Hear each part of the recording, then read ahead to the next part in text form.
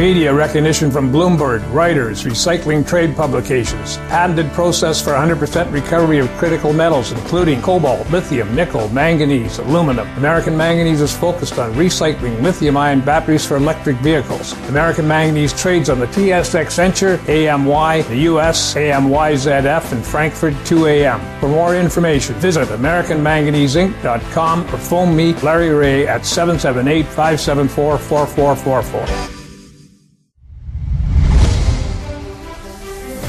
Welcome to the Goddard Report.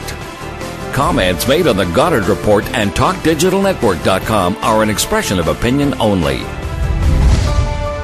Here is Jim Goddard. My guest is award-winning investigative reporter Bob Mackin. He's also the publisher of thebreaker.news. Welcome back to the show, Bob. Thank you. Bob, is there a concern that China is trying to infiltrate our universities?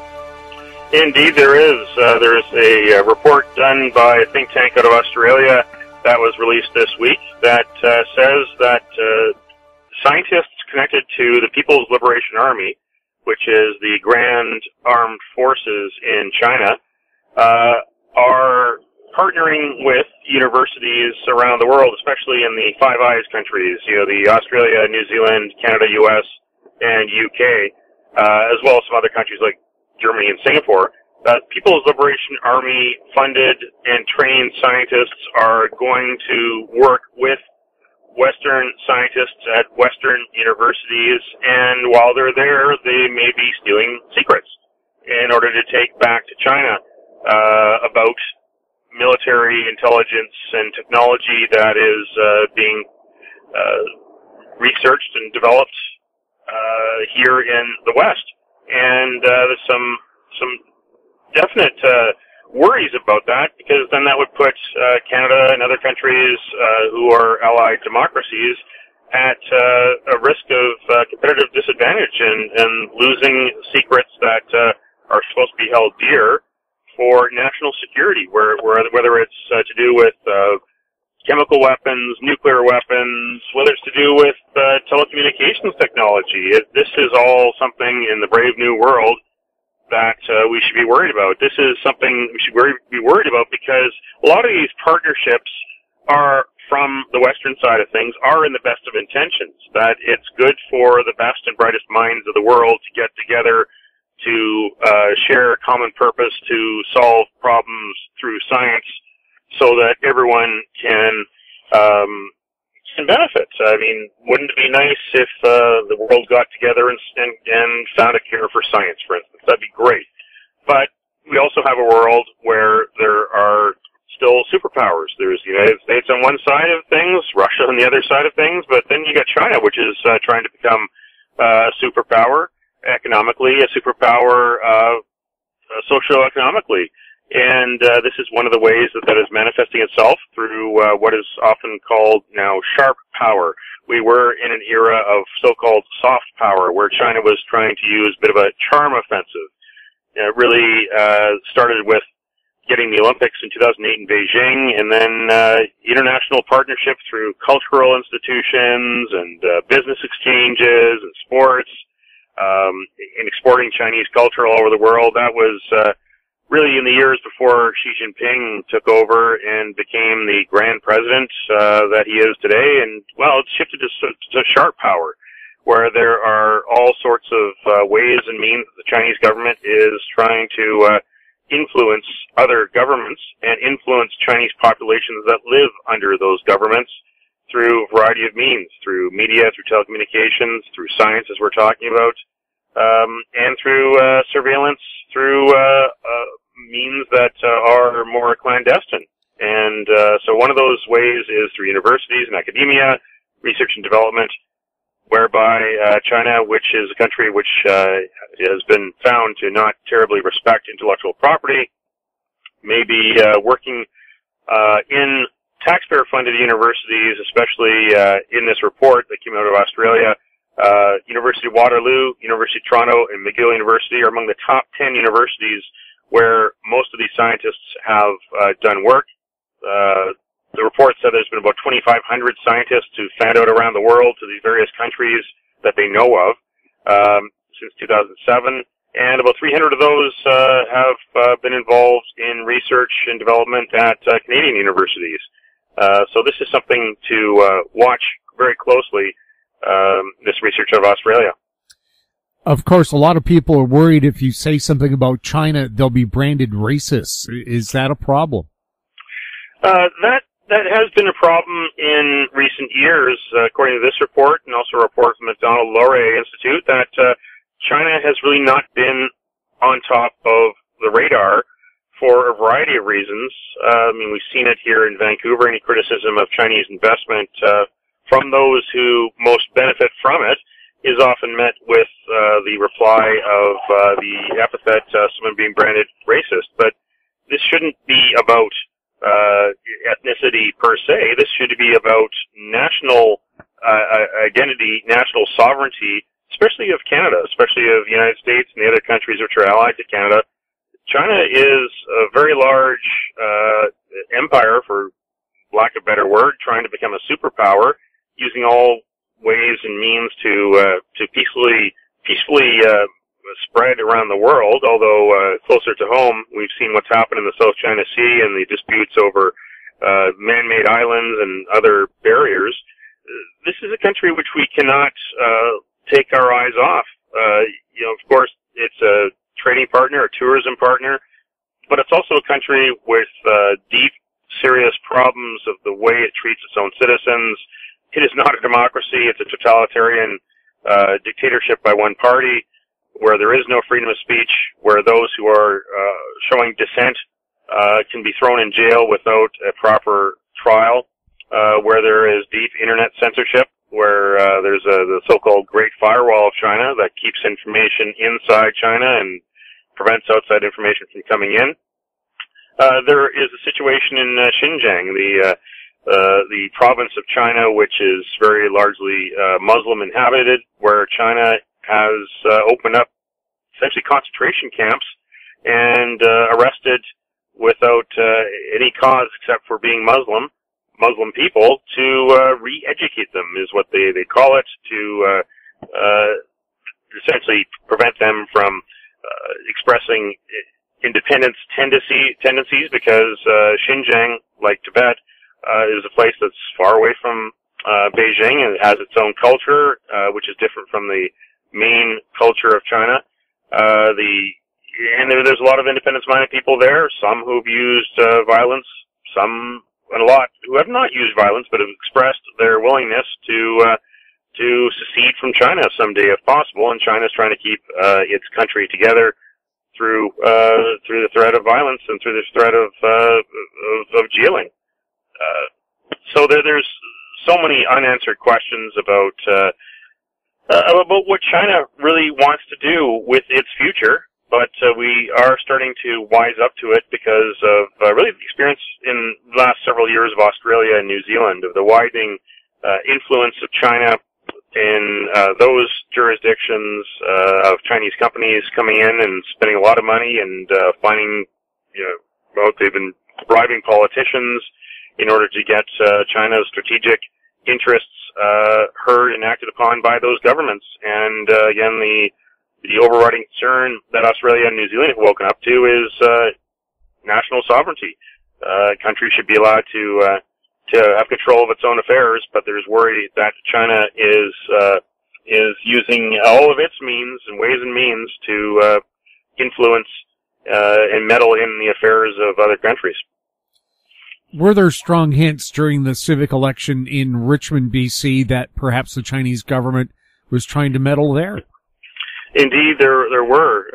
The famous WeChat message sent by the Canada Wenzhou Friendship Society, which is based in Richmond, the message that offered a $20 transportation subsidy, is what they called it, was believed to be a vote-buying attempt. It's still under investigation by the Richmond RCMP. They said the day before the election that they hadn't found any evidence yet, enough evidence to cause them to recommend charges.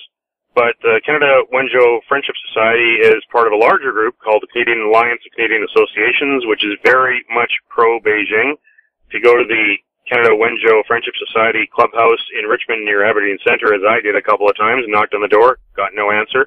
I did notice there that they do have the Canadian flag displayed. They also got the Chinese flag displayed. And if you look at their website and the website of the Canadian Alliance of Chinese Associations and other expat associations who tie themselves to their former provinces or cities, the business associations and some cultural associations under this great big umbrella, they are very pro-Beijing. There is what's called the United Front Work Department, which is an office of the Chinese Communist Party, that is charged with the responsibility of keeping track of the Chinese diaspora in places like Canada and of making sure that interests of the Chinese government are expressed and promoted, and that the interests of China are also promoted in local media. And there have been cases in Chinese-Canadian media, both in Toronto and Vancouver, where stories have been killed, where journalists and editors have been fired or forced to quit because they have written something or published something which we would not consider controversial in the mainstream press in Canada, but is considered controversial in the Chinese press, both in China and the rest of the world. Writing stories about Liu Xiaobo, the Nobel Peace Prize winner, the human rights campaigner who eventually died all too young. But the Chinese government did not appreciate when he won the Nobel Peace Prize award and didn't necessarily want those in the media to publish anything about it. And there was a case of a journalist who was disciplined by his outlet here in Canada. There was another case where a journalist has gone to the Human Rights Tribunal to complain about how that journalist was treated by the employer. So this is something that is of great concern. Censorship, self-censorship, the influence of the Chinese government on media outside of China, the influence of the Chinese government on our government. There was a case in Ontario where when Kathleen Wynne was the Liberal Premier of Ontario, she was hosting a provincial official from China, and that official said, no, we don't want any of your local media around, and Kathleen Wynne agreed to that request, and something similar happened here in May 2016. The head of the Communist Party from Guangdong province was here, and it got to be a little bit difficult to get information out of the government about it. They had an event, and as far as I know, no local media was invited to it. When I filed some FOI requests about it, they sent me a bill for $300. They wanted me to pay money to the government in a democratically elected government here in British Columbia so I could find out what they were doing with a provincial government from a country which is notorious for human rights abuse and secrecy and harming the lives and livelihoods of journalists. So we're seeing our jurisdictions, our governments, end up playing by China's rules, which isn't the way it should be. China uses its clout, its economic clout, and large population as a leverage point. A lot of private companies, even in China, are under the influence of the Communist Party, and even have Communist Party members embedded in those companies. And of course, China still wants to do a free trade deal with Canada, but do we really want a free trade deal with China? Because China's idea of free trade is different from our idea of free trade.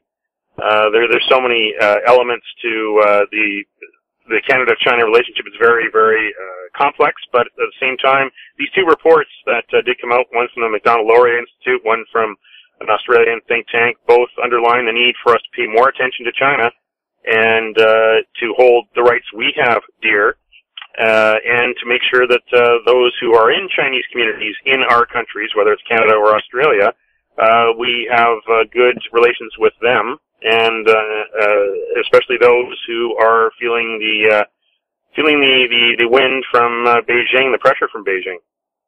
Is there any sign that former Chinese citizens who live in Canada are being leaned on by the Chinese government to spy or are intimidated if they embrace the Canadian democratic way of life? That's difficult to find any dissidents who are coming forward, but again, there have been cases of journalists and editors from Chinese Canadian publications who have been fired, disciplined, or have quit in protest to the way they've been treated over just trying to do their jobs and publish stories and ask questions. They've been branded as troublemakers, and there's pressure that does come to these media outlets from the consulate, from the embassy, from advertisers, from people who are well-heeled within these communities, to not shake the boat, not rock the boat, and go quietly and be kind to Beijing. That's a very difficult matter to have, and there's been court cases, human rights tribunal cases, and I think we're going to learn more in the coming weeks, especially in the courts of BC, where I understand one case is coming down the pike with a verdict pretty soon. We'll have more with Bob Mackin right after this. I'm Greg Johnston, CEO of Carl Data Solutions, an industrial Internet of Things company that provides big data solutions for monitoring critical infrastructure. Carl Data offers machine learning and predictive analytics features through our cloud-based applications to deliver key asset-saving operational insights from massive amounts of data. Carl Data trades on the CSE symbol CRL and the pink symbol CDTAF. For more details on Carl Data, please visit carlsolutions.com.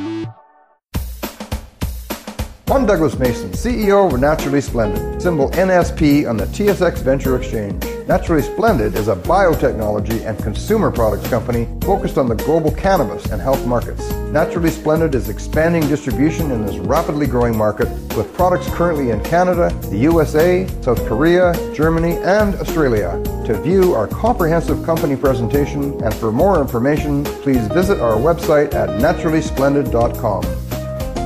Welcome back. We're speaking with Bob Mackin. Bob, the proportional representation referendum is underway in BC. I just received my mail-in ballots. Are we being given a straight bill of goods by the government where one of the cabinet ministers on the weekend couldn't explain why proportional was better than the system that we have right now? Oh, yeah. Minister Melanie Mark muffed the message. Here is the Minister of Universities who has a political science degree and asked by media during an organized photo op in her riding to explain what it's all about, to explain how it all works, and she couldn't do it, which is a very, very big embarrassment. Sets the NDP and Green campaign back considerably, because government has a very large communications infrastructure, and you would have thought that Melanie Mark would have been sat down like all the other members of the NDP cabinet caucus and got a tutorial so that they can go and speak to the masses and be the disciples of this referendum, which John Horgan officially favors, is out there selling it as well, but she didn't. She couldn't explain it herself, which lends itself to the fear that I have, is that the no side has already framed this as being too complicated and too difficult, which means it's doomed, like the previous two referendums on electoral reform, because those were being branded the same way, that, oh, it's too complicated to make your vote, and, oh, if it does pass, it'll be too complicated, the government won't work, it'll be complex, there'll be all kinds of infighting and horse trading, and we'll want to go back to first past the post. As much as there are merits to change the political system, the electoral system, because a lot of things about our government just doesn't work. And we do need more power to the people, and certainly it's admirable that proportional representation would better represent the way people vote. Former NDP Premier Glenn Clark has come out and said that he voted no to the referendum. He thinks first past the post is the way to go and should stay as is. And that's not a big surprise, because the election he won in 1996, he led the NDP to an election win in 1996, and they got 39 seats, about 39% of the vote. The BC Liberals, well, they got 33 seats, but they had 42% of the vote. So Gordon Campbell really should have been the premier if we had a proportional representation system. and it's unfortunate that the votes in 1996 of BC Liberal voters did not necessarily show up in the legislature. Now they got 33 seats, 42% of the popular vote, but it was the NDP which had more seats but less votes and got basically 100% of the power. That's just not fair. That a lot of people who go to vote, their vote doesn't count towards representing who they are and what they want. And there may be a lot of people that just decide not to vote because they may live in a safe riding one way or another. You might get loyal BC Liberals living in East Van, for instance, or loyal NDP members living in Vancouver-Quilchena, for instance, ridings that never switch from left to right or right to left. So you do have this situation that this referendum is going on, that people are getting their ballots in the mail, and you got to mail it in before November 30th. So it's received before November 30th by Elections BC. But I kind of wonder if this wasn't complex by design. That as much as they have the easy yes or no question on the ballot, they do have the other three scenarios on the ballot of ranking first, second, or third, which system of proportional representation you want.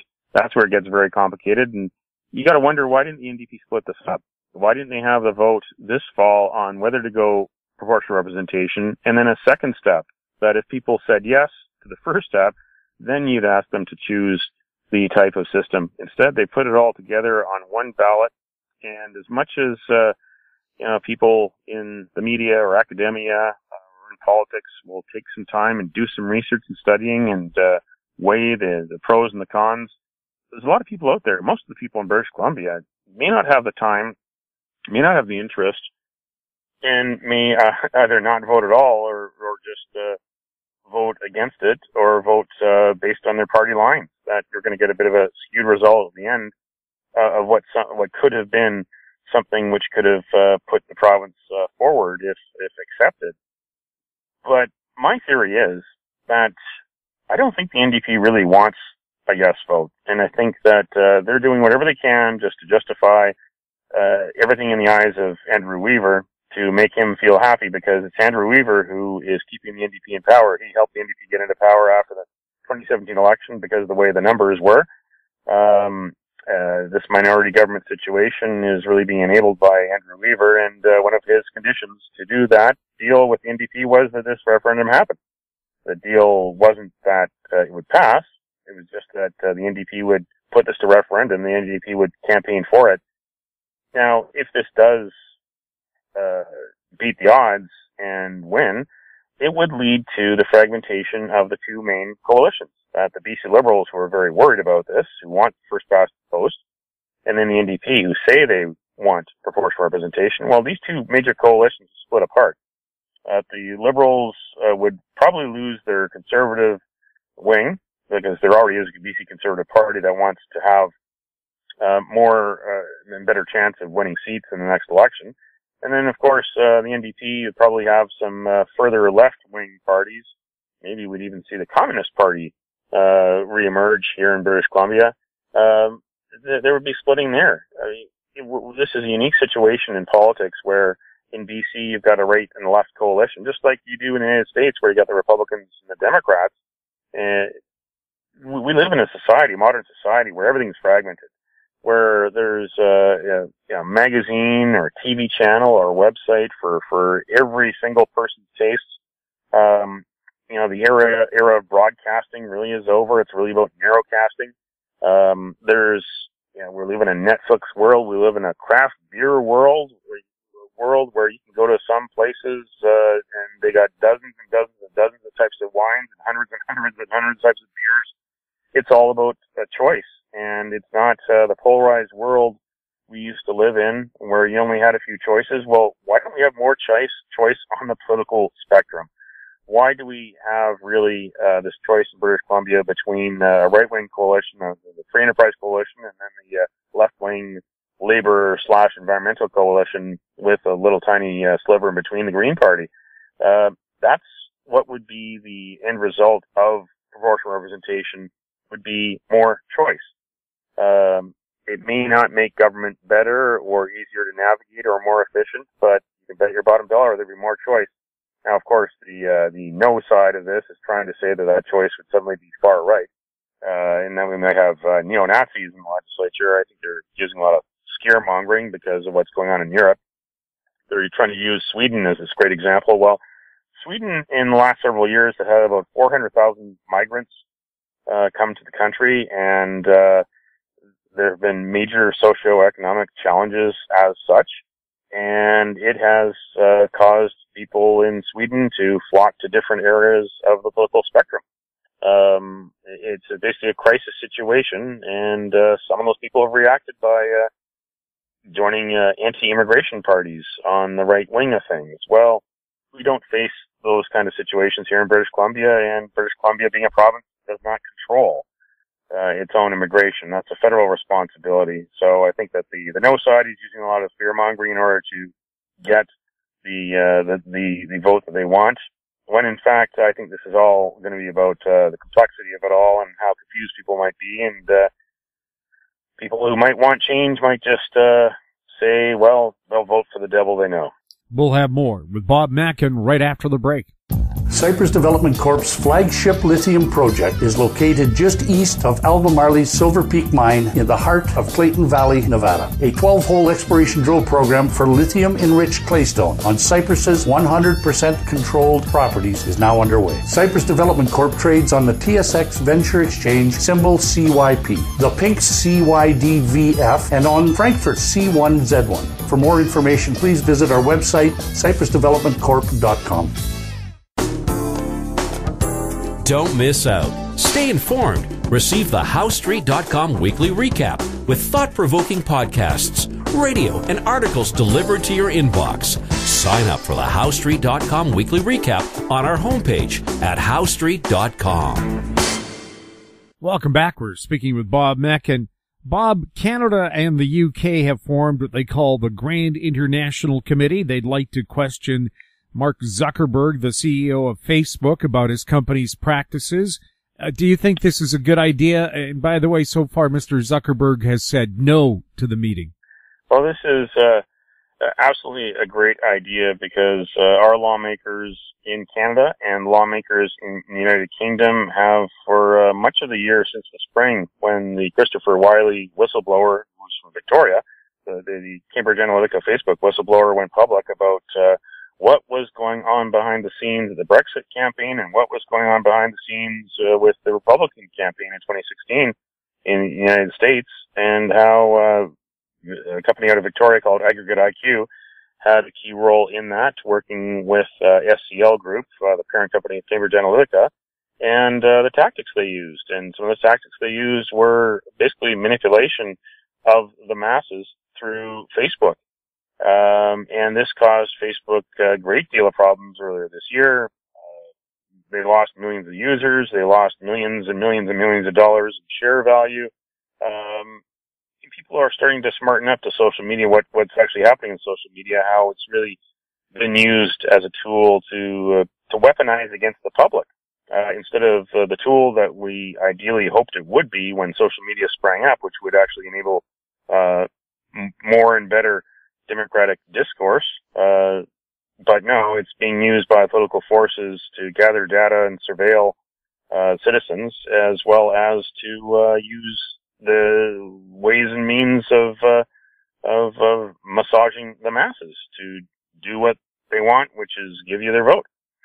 So the United Kingdom and Canadian officials just have gotten to the end of the rope, and this is what they're trying to do. And I think that this is just one more step towards, I think, what we're going to see eventually is the necessary regulation of Facebook. Here you've got a company which has become one of the biggest media companies in the world with very little regulation in any of the jurisdictions in which it operates. Meanwhile, TV and radio stations are under great regulation of using the public airwaves in Canada and the U.S., a lot of regulations, a lot of red tape that they have to follow in order to do what they need to do. The newspaper world, which is gone digital itself, isn't regulated to the same point as newspapers and TV because they're not using public airwaves. There still is a lot of regulation of those industries, self-regulation,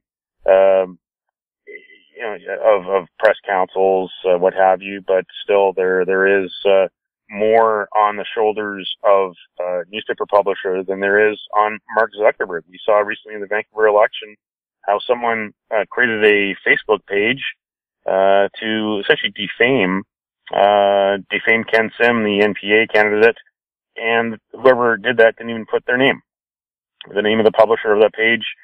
Luckily, it was gone after a couple of days, but it was there for a couple of days, and just don't know if it harmed Ken Sim's chances to become mayor of Vancouver.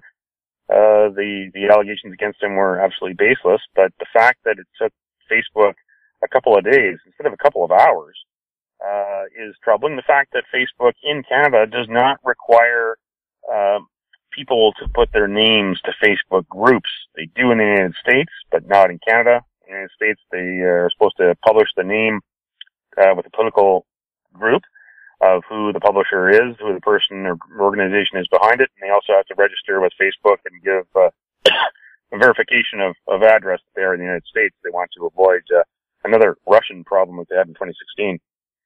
But here in Canada, the Facebook gets away with it. There isn't enough pressure from the federal government to do that. So we'll see if this committee between Canada and the UK gets any closer to forcing Facebook to act more like a responsible media company instead of the data mining disaster that we've seen this year, which is very disappointing, especially for those who believed in the promise of social media way back when, that this was going to actually benefit our democratic institutions. What about people who are worried that regulation will mean the loss of free speech on platforms like Facebook? Well, I think it's bound to happen. I mean, do we really have freedom of speech on radio and TV stations per se? It really is up to whoever controls the medium, then often controls the message. But we still live in a day and age where anyone in the public can start their own media company. Of course, you can't really compete very well against Facebook and the like, but I'm an example of that. The Breaker.News, I published that. That's a startup media company, started in early 2017, and I don't worry about that. Certainly, Facebook has to worry about what people publish on Facebook. If people are publishing falsehoods or defamatory information, we all as publishers have to be careful what we publish and be wary of laws of decency and all the other laws that do exist as well. So we've got to be responsible, and that's just the way it is. So right now Facebook is able to censor, just like Twitter is, just like radio talk shows are, and just like I'm sure you've got your finger near the censors button there. If I was to drop a few four-letter words, I think those four-letter words may not make it to the listener, so I'm not even going to say those four-letter words. So it all is about balance and reason, and there have been complaints about censorship on Facebook. A lot of people in the conservative movement in the United States believe that that's been the case. There has been some evidence advanced that does support that claim, but at the same time, Facebook is also a publishing company, and it should be more concerned about the transparency of the messages as well. If it's going to be a platform for people to publish on, it's got to ensure, first of all, that the anonymity is no longer there. We need to know who is publishing what and find out what their interests are for publishing what they're publishing.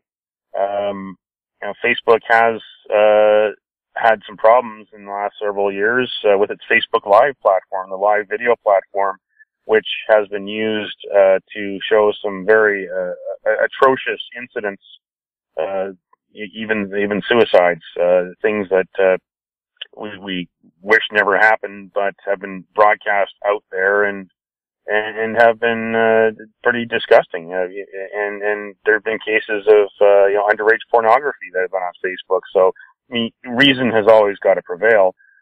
and if people are advancing just basic arguments, not personal attacks, just trying to offer arguments one way or another on the political spectrum, and they're not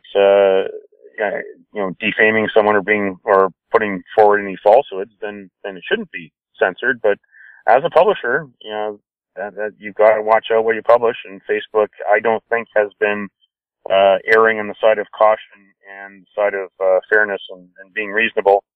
And it's allowed itself to become a party to weaponizing its platform against citizens to deliver their data to political interests and to help those political interests massage their message and exploit people who are just trying to communicate amongst each other. So definitely this United Kingdom and Canada committee could definitely benefit things if they bring Mark Zuckerberg under some sort of regulation. And finally, Bob, one more item here. We have notorious teenage killer Kelly Ellard changing her name to Carrie Marie Sim. And for people who may not be familiar with the case, back in 1997, she beat and drowned 14-year-old Rena Verk in the Victoria area and has been very notorious and reluctant to probably take part in the rehab and therapy that she needed, perhaps until recently. Should convicted killers be allowed to change their name? Because in Canada, they're likely to be released at some point.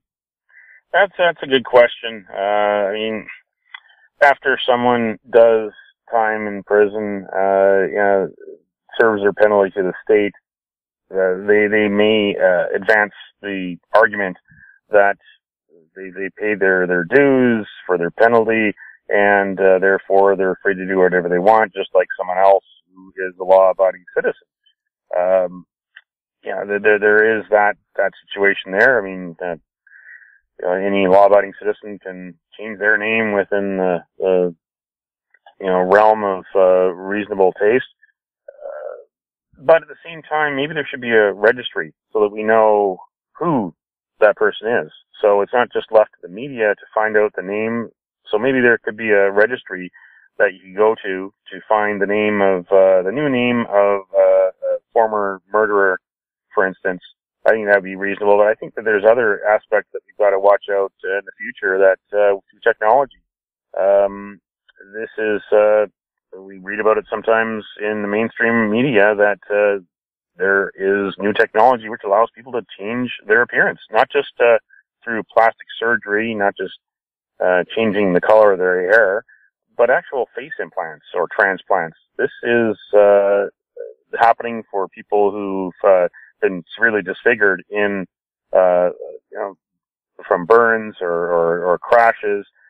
This is something which, for the right price, is going to become pretty normal. There's a lot of talk about this in subcultures in recent years, but it's becoming mainstream. So theoretically, someone who is a convicted murderer, having served their sentence, could walk out of a prison and not just in the future, very near future, not just change their name. They could change their name, they could change their gender, and they could change their face. They could change, for the right price, their entire appearance. And we'd never know who they are and what they did next with their next chapter of their lives. This is definitely an ethical dilemma that needs to be considered. Because as much as we don't want lynch mobs out there taking care of people who've been discharged from prison after serving a sentence, I think that person should not have necessarily a normal life per se. They may have done whatever they can in prison to please the experts, to become regular citizens, may have reformed themselves, may have found remorse and found peace, and maybe been forgiven by the friends and family of the victim. But at the same time, should we allow people like that to suddenly just disappear into society as if it never happened? That's definitely a dilemma that society has to figure out, and especially someone like Kelly Ellard. I think it's important that the public knows that Ellard is now Sim and, knows who she is. And it's also important that, the authorities and the public, have some reasonable scrutiny over what she does with the rest of her life. Because it'd be a shame if she, did any repeat of what that, terrible incident was in Victoria, against Rena Verk. And of course, the other notorious, killer changing their name or attempting to, Karla Homolka, who's used names like Leanne Teal, Leanne Bordelais, Emily Bordelais. It looks like they really do want to escape their past. They do. I guess there's good reasons for that to happen, but are they escaping their past or trying to escape their past for their own personal security, or are they doing it because they have not come to terms with their past, that they're doing it out of cowardice, essentially, that they are regretting that they were caught? Is that the case here? I guess every case has to be looked at individually, and maybe there should be some sort of way that someone in that situation has to go before a judge in a court and have to get properly assessed by experts before they're allowed to change their name, so that they're under scrutiny at least one last time under their old name. I'm just throwing that out as an idea there, because ultimately I think the question that needs to be answered when someone does that is, are they doing it to escape the past because they regret that they were caught? Or are they doing it out of personal security, because they want a new life, because they have done their time and they actually have found remorse for what they did? It really has to be weighed on those two extremes. Bob, thank you so much for chatting with us. Thank you. My guest has been investigative reporter Bob Mackin. He's an award winner. He's the publisher of thebreaker.news, his website, thebreaker.ca. If you have any questions for Bob or any of our other guests, you can send them to info@howstreet.com. I'm Jim Goddard. Thanks for listening. Comments made on the Goddard Report and TalkDigitalNetwork.com are an expression of opinion only. The Goddard Report is available online and mobile at TalkDigitalNetwork.com. The Goddard Report is a production of Howe Street Media Incorporated.